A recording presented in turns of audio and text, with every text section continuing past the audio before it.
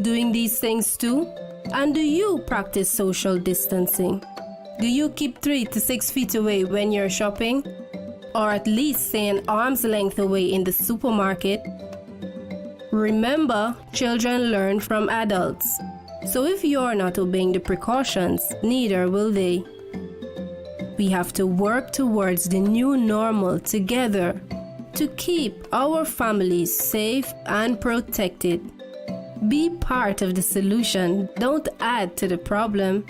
Teach by example and do the right things. A message from the Child Care and Protection Agency, Ministry of Human Services and Social Security, and UNICEF.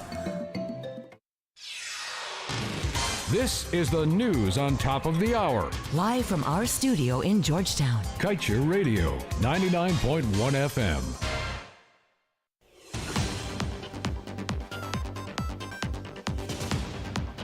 Good evening. Welcome to your evening newscast for today, Wednesday, August 10th, 2022. My name is Joshua Van Slyckman. Thank you for joining us. One of the largest reports of the Inter-American Development Bank has projected that for 2022, Guyana's oil and gas resources will account for almost 60% of the GDP, clearing outstrapping the contribution of the other traditional sectors such as rice, sugar, bauxite, timber, and gold.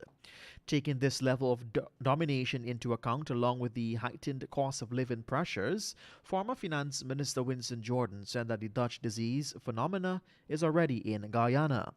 The Dutch disease is a concept that describes an economic phenomena where the rapid development of one sector of the economy, particularly natural resources like oil, leads to the decline in growth of other sectors. Leader of the opposition Aubrey Norton is confident that the $44.7 billion approved in the National Assembly on Monday will aid in the continued corrupt practices of the incumbent People's Progressive Party civic government.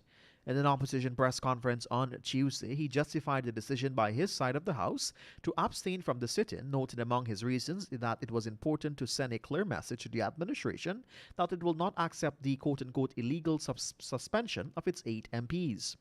Norton said before publicly announcing the boycott of the day's proceeding at a rally held on August 2 last, the joint opposition convened a meeting where it was decided that there was no point of attending the sit-in and they would get the information they need outside the confines of Parliament building.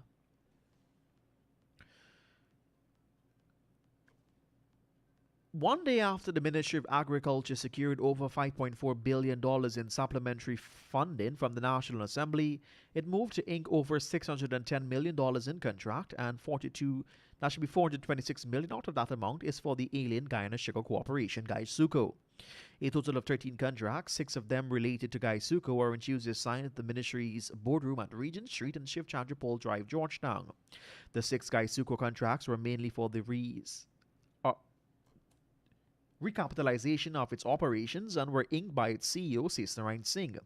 Out of the $426 million worth of contracts signed by the entity, $25.9 million was for the supply of delivery of 8 20-feet flat-bottom aluminum boats with engines from General Equipment Guyana Limited. Another $45.1 million has been inked with Garnet Engineering for the supply and delivery of materials to retube a boiler.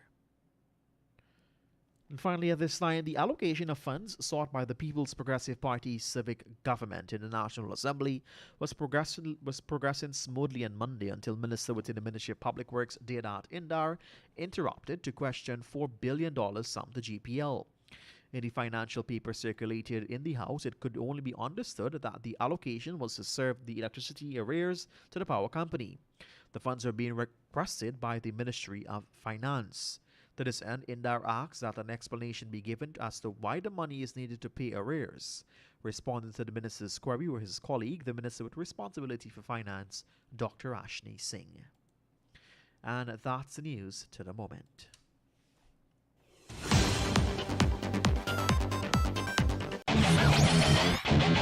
Want value for your advertising?